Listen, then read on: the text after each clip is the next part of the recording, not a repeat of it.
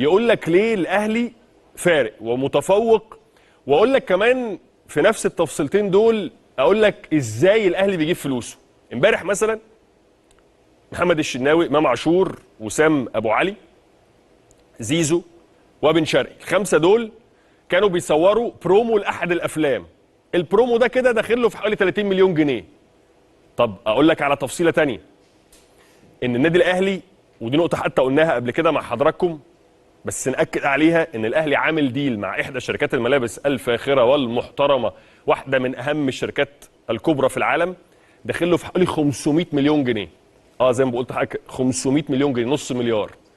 فلما تيجي تشوف التفاصيل اللي الاهلي بيشتغل عليها وكيفيه تسويقه لحقوقه، ودي قصه تانية هيبقى لينا كلام فيها، في يعني لكل حدث حديث في توقيته، لان في شخصيات لازم تاخد حقها في الشغل اللي بيحصل جوه النادي الاهلي، وكيفيه تسويق حقوق النادي الاهلي، وكيفيه رفع قيمه الايرادات والعائدات الخاصه بالاهلي الى مراحل وارقام هي اللي مخليها كل الناس دلوقتي مش فاهمه هو الاهلي بيجيب الفلوس دي منين، ومش فاهمه هو ازاي الاهلي بيجيب محمد علي بن رمضان وامام عاشور وبن شرقي وزيزو وميزو وكل الناس دي كلها. لا، ما هو الاهلي عارف يجيب الناس دي كلها، لان هو قادر يخرج بعوائد مفيش نادي في مصر عارف يجيبها.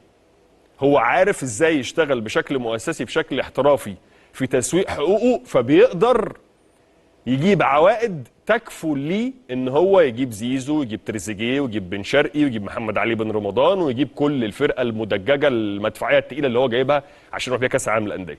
دول تفصيلتين في غايه الاهميه يوروا لك الاهلي وملف الكره في الاهلي ومنظومه الكره في الاهلي بتشتغل ازاي.